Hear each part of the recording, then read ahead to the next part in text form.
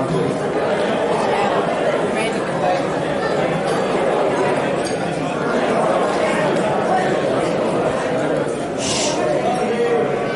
them down, please. Well, hello everyone. Thank you very much for inviting us along this afternoon. My name is Brad.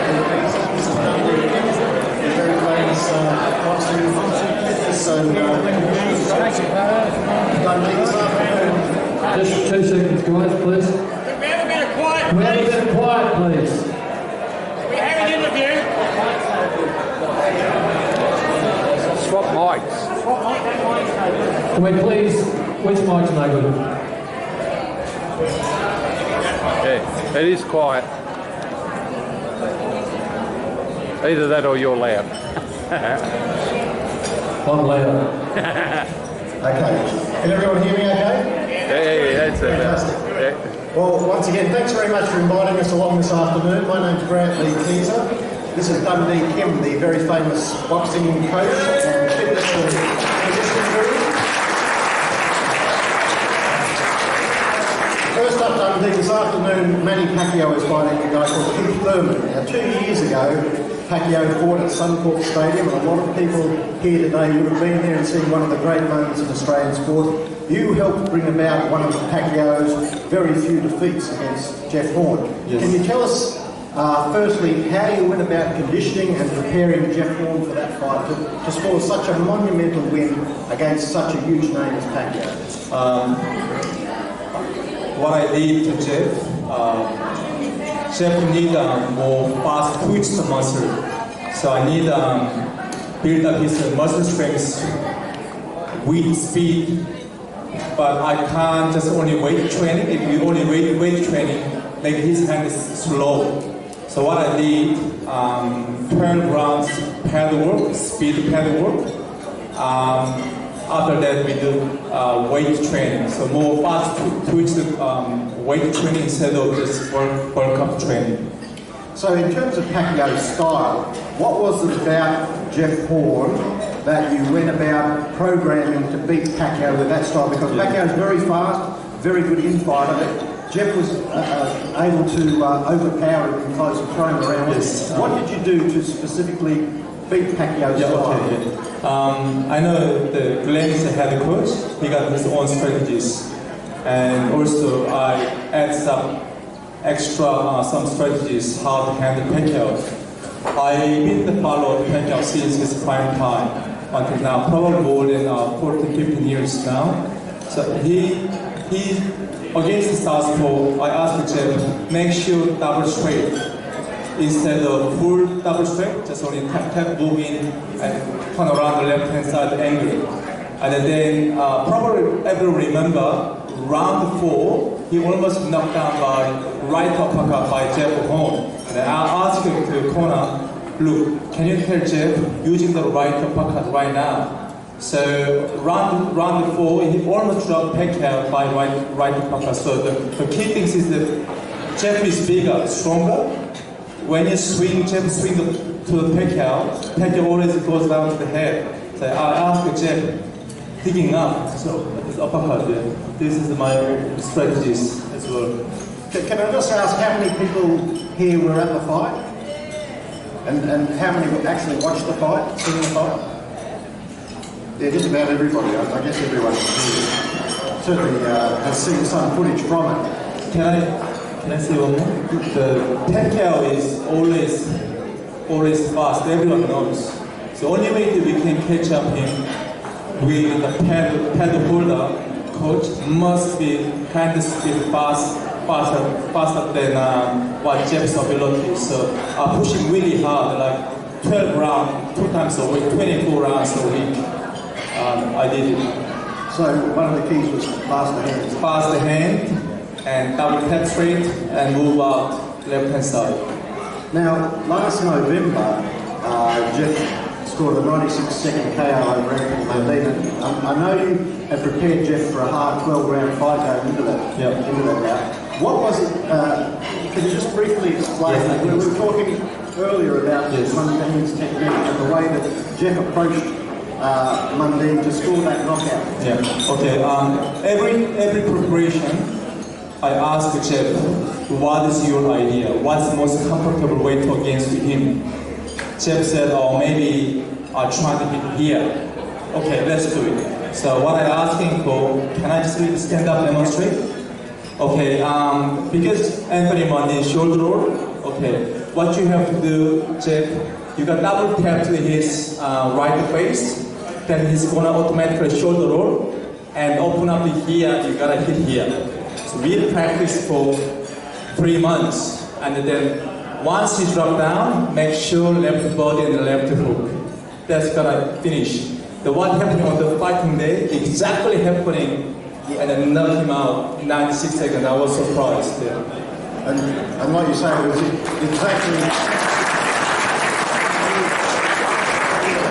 exactly as you guys have practiced in the gym. Jeff hitting hard to the body. Yes. And I just told me many times that you can see it on things faces. That really hurt Mundine when Jeff dug a right hand to the body, and then Mundine went for a shot. He tried the shoulder roll, and just hit him with a left hook, and he was throwing another left hook as Mundine went down, and that was the end of the fight. Now, on August 31, Jeff is fighting Michael Zarafa. Can you tell us, please, how you've analysed Zarafa's style and how you're preparing Jeff to beat Michael Zarafa? Again, we discussed with Jeff 2 weeks ago. What is your strategies? What plans ask you to do? Okay, Dundee, please add in your strategy too. Yes, I know, but I want to know what's your plan. Then the Zarafa is more orthodox stance boxer, just straight into standing. So we have to be careful with right hand and the right uppercut. So what I did, just make sure more angles, feint and angles, and his jab is pretty slow. So like give him the bait, move back and straight back and move out, and then he got more angles, more wide move instead of narrow angle. It's very dangerous narrow angle against him. So more wide range of movement. And again, because his right hand is strong, so as soon as Jeff taps to his right hand, he will sometimes shock, and then we can turn around, we can body shot or overhand right, or either straight he's coming overhand right, we can finish him off. So just to recap, you think Zarafa's got a very slow jab, and then Jeff can reach him with the right hand and then open him up for everything else, with a lot of wide movement. Yes. Sometimes we have to using the overhand right because straight come in, and also when he close to Jeff, we have to do short punch, short hook. His Zarafa is really open wide hook. That is really open up for the Jeff or knock him out, because there are a lot of boxers who, when the short distance, too much rolling and wide hook. Actually, that is wrong for me to short distance. To make sure straight into it. Yeah, just only lift up elbow straight into it. So that's why he knocked out in America first debut. Who's that? Peter Whelan. That's what happened. Have a look at his video. He opened his right hand. Exactly knocked him out by his hook by Peter Whelan. Peter Whelan was a former world middleweight champion. He's about the only guy that's actually turning up with Zarafa. Zarafa's had 3 losses, but that's the other time that he's really good in 6 combats. But this is from Kell Brook and a very good Russian middleweight. So, Dundee, you know, it's quite, your own story is quite extraordinary, how a poor Korean farm boy ends up training one of Australia's great sporting stars and one of our greatest boxers. Can you give to the audience an idea on just what your background is in Korea? Where did you actually come from? Can you understand my English? Yeah. Just make sure. I'm living here 21 years. Sometimes still struggling my English. Yeah, I brought up from farm boy. I mean, South Korea is 75 times smaller than Australia, and the population 42 million people population compared to Australia is double. which means farmer and small land is very hard to make a good money, not like Australia. I brought up farmer boy and then bullied at school, get bullied, and then I kicked out from year 10 two times, and go back to school again, finish middle school, and then high school kicked out again, and that's it for a little bit roughly background. Yes, when I was 13, people bullying me, so kids are bullying me, so that's why I started learning boxing. I want to punch back. That's why I started learning. And then I remember my coach, he was so scared to fight, first sparring, and then my coach, okay, your hand, put your hand back, okay, hey, you gotta punch to his face. In 1 minute without like this, I have to avoid all his strong punches. So in the end, I got all the bleed or black eyes. But after that, I feel more confident and sparring with other boxers. So after that rather comfortable starting in boxing, you took it up seriously as a sport.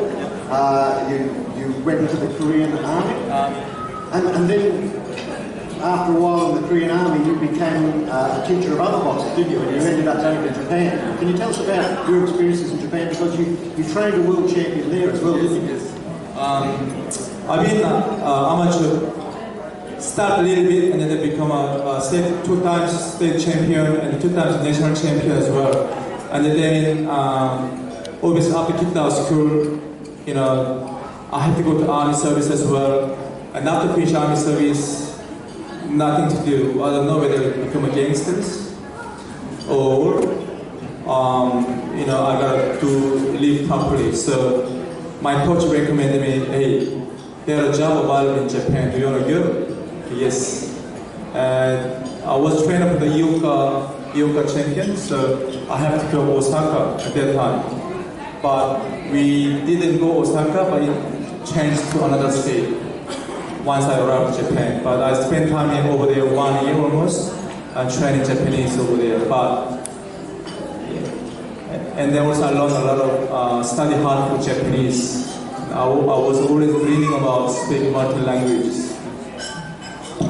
And boxing, of course, is very big in Japan, and it was very big in Korea as well, with a lot of world champions. And that gave you the grounding to teach boxing when you came to Australia. But can you tell us what it was about Australia that lured you here, and how you came to actually come to Australia? Because you arrived here with not a lot of money and no job prospects or anything, did you? You made a life for yourself. Yeah, I came to Australia. Why I came to Australia? It's a safe country. And as far as I know, not like America to carry the guns and shooting people. Also, I can work on a student visa. I can work 20 hours a week, so I can make a living cost. I can basically come to Australia for learning English and study my theologies and study MBA. So I bring my wife after married 1 month. She's my elementary school colleague, and I bring my wife with my money, probably $8,000 Australian dollars at that time. So far, I survived. So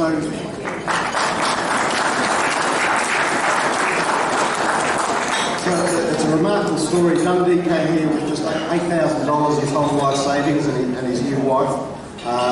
You've since got a master's of business degree. Yeah. You've established 2 gymnasiums, 2 very, very well-known gymnasiums, but you've also had quite a large academic career, haven't you, with universities. Can you tell everyone the work that you did with the James Cook University? When I studied MBA, there's job available. Today I couldn't invite my mentor, Peter Menden, for living sitting down such a post. He sponsored me 457 visa. When I applied a job, he interviewed me and then let give me a job and work as a marketing officer for recruiting international students.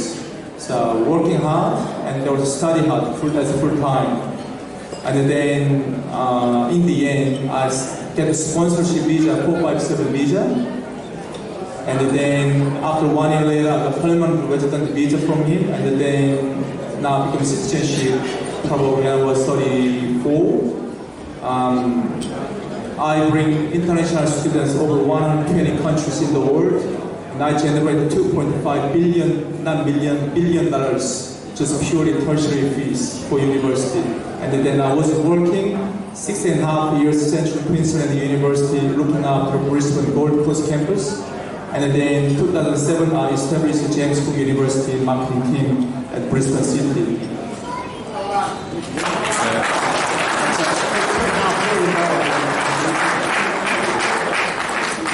But then you had a great desire to go back into the fitness industry, didn't you? And you became a personal trainer for a long time at Fitness First. Yeah. So how did you then make the transition from training clients? I mean, you were training clients at Fitness First when you started with boxing training, doing the pads, and then you went from that to training professional boxers. After 10 years of working at the university, just getting sick of it. Same things repeat. So I want to do my own business and my own fitness education business. Boxing is part of education, not just boxing. So I designed my boxing course and I get accreditation by Fitness Australia. The 60-point credit point, every trainer has to do it every 2 years. I personally provide boxing course for hold pad course, hold pads. I gave up $230,000 salary.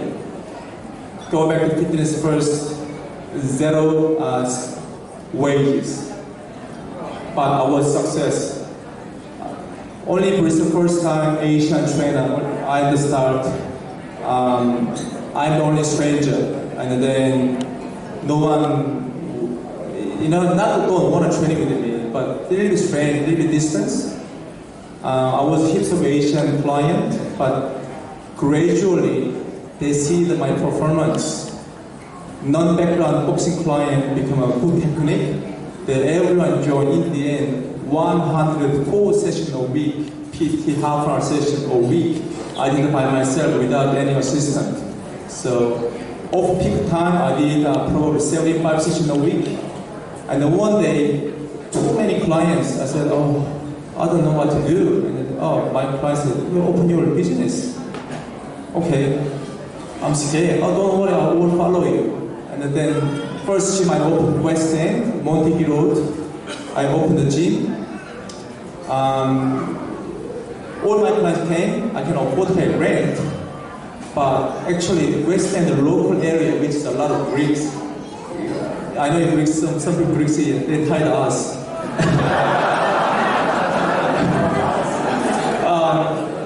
Not many people signed up, and then somehow I start promoting at one of the coffee shop over there. The coffee shop, the barista, hey, I train you half an hour, half price, 3 times a week. All what you have to do, tell your clients what I'm doing for you. Don't lie. Because Australian culture always asking, how was the weekend? How are you today? What have you done? How are you feeling? So I use Australian culture, greeting culture, bring it to the marketing strategies. So every time a client asks you, how was the weekend? Make sure what I did to you. Oh, London, boxing Dundee is great. You should try it, 1 session free. That's how I build up so far my empires.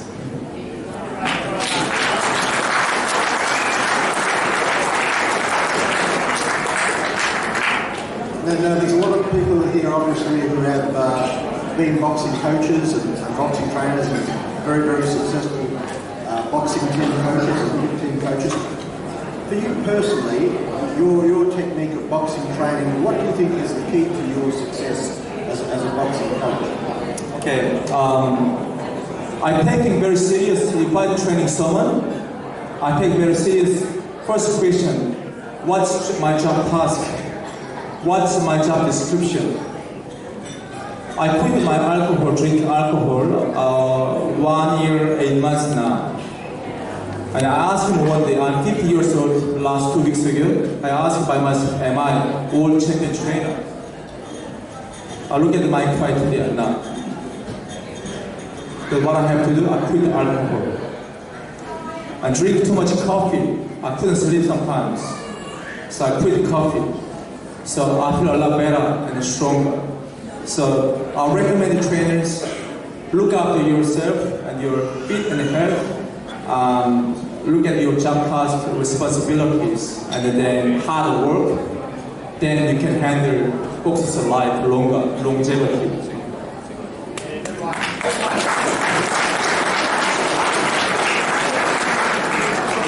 And now if we get, just finally, if we just talk specifically, say in the preparation again of Jeff Horn for a fight. Now you have his whole schedule written out on a whiteboard in the gym when you go in there, all the exercises that he does.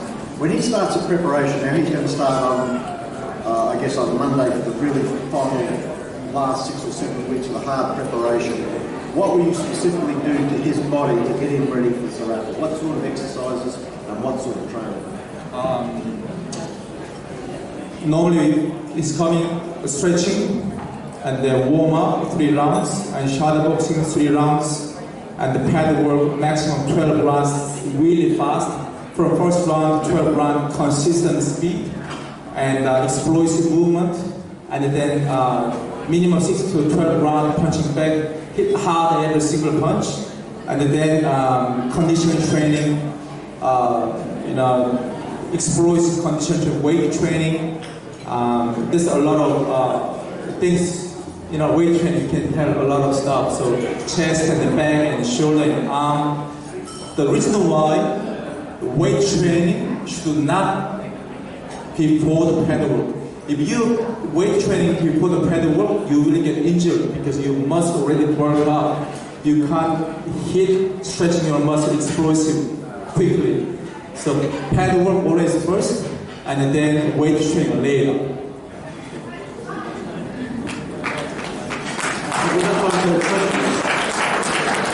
Has anyone got any questions for Dundee while he's here?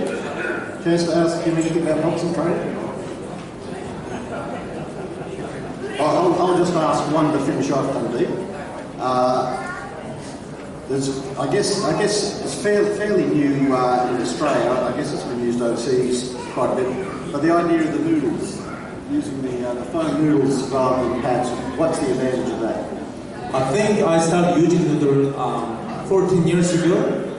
Too much pad work, over 100 sessions a week. My shoulder, wrist, elbow really hurt. And after I got God, what I'm going to do this I can't do any more pad work because no punching bag in the fitness per se that time. So I think about, hang on, what about swimming for noodle?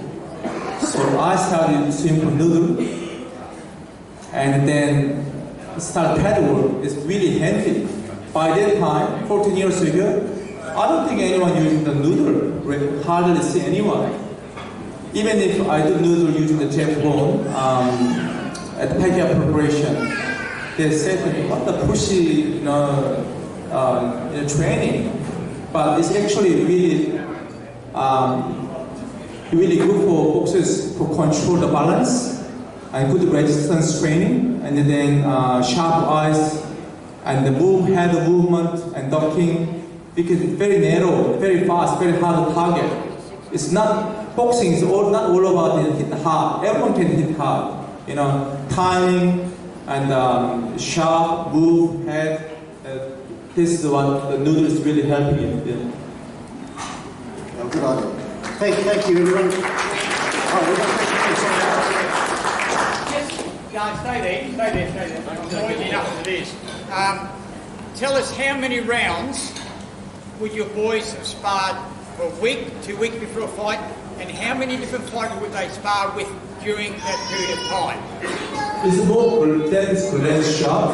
So as far as I know, your question is before the fight, 2 weeks before, yeah? Yeah, but from 2 weeks forward, you used to spar. Everybody spars 2 weeks before. They do 12 rounds. 12 they? 12 round How sparring. many sparring? Yeah, 12 round Man, sparring. I didn't train for you. You're right. More than welcome.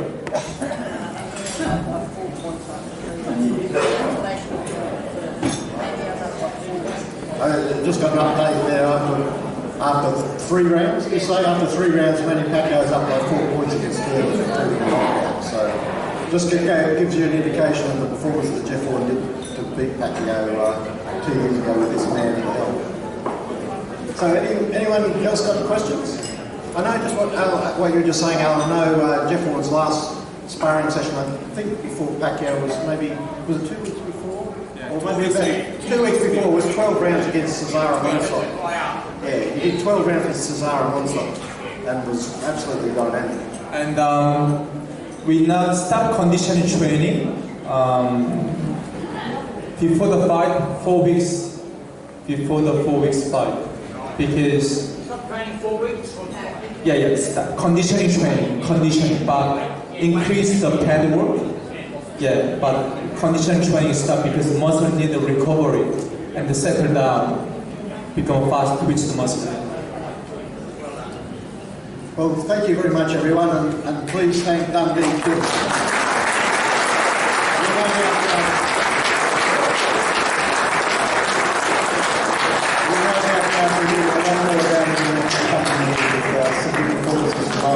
Jeff Horn and other fighters who are involved. Thank you very much, everyone. Just before you go, thank you, Bentley, for that. Just going to go a bit for a second.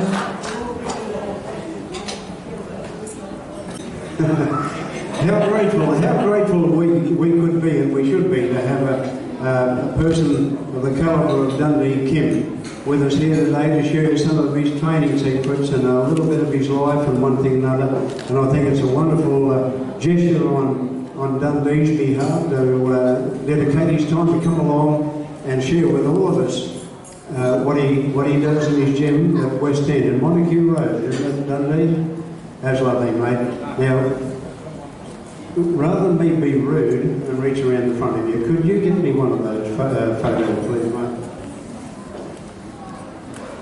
I'd like to present, I know this is a little bit amateurish, but I would like to present this to Dundee to hang up in his gym in appreciation from the Queensland Boxing Supporters Association for his efforts today. And we wish him all the very, very best in the future. And who knows, it could be another couple of Jeff Horns coming along in his gym or whatever. And it's just a surmise of mine that boxing keeps on going and keeps on regurgitating. Don't you think that too? Thank you very much.